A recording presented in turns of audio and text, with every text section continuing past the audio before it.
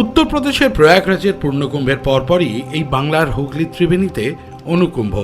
হুগলির এই ত্রিবেণী সঙ্গমেই রয়েছে গঙ্গা, যমুনা আর সরস্বতীর মিলনক্ষেত্র। শোনা যায় 700 বছরেরও পুরনো ইতিহাস এই বাংলায় অনুকুম্ভের কথা। এই অনুকুম্ভেই হিন্দু ধর্মের যে কটি শক্তিপীঠ রয়েছে, সেই শক্তিপীঠ থেকেই মাটি আর জল এনে মিলিয়ে দেওয়া হয় এই ত্রিবেণী সঙ্গমেই এই অনুকুম্ভের দিনই।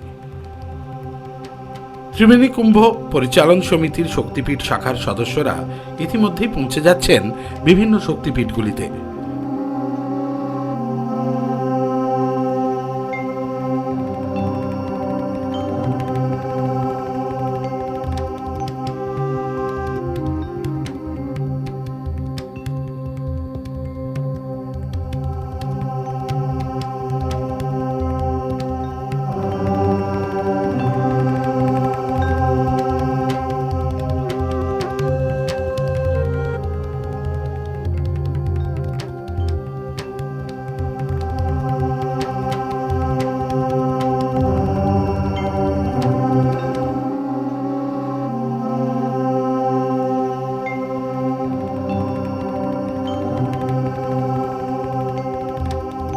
আমরা এখন যেখানে দাঁড়িয়েছি যে সাধনপীঠ, সিদ্ধপীঠ, তারাপীঠ, মহাপীঠ।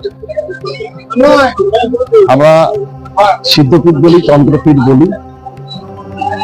তাই তারাপীঠের ইতিহাস যদি আমরা খুব পিছনের দিকে তাকাই, যে এখানে তারাপীঠ নামের আগে মহাপীঠ, এখানে শ্মশান যাচ্ছে, শ্মশানের আগে মহাশ্মশান।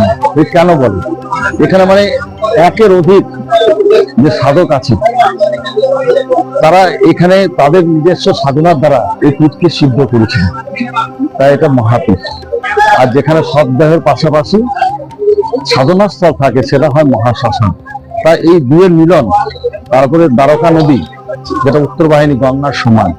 তাই সব দিক দিয়েই তারাপীঠের ইতিহাস। তারাপীঠকে আজকে সিদ্ধপীঠ, তারাপীঠ, তন্ত্রপীঠ, তারাপীঠ, মহাপীঠ, তারাপীঠ নামে সারা ভারতবর্ষে এবং তন্ত্রের উপরে যে সমস্ত ক্রিয়াকর্ম হয় বা যারা পুজো পাঠ করেন বিদেশ, তারা পর্যন্ত আজকে তারাপীঠে আসে।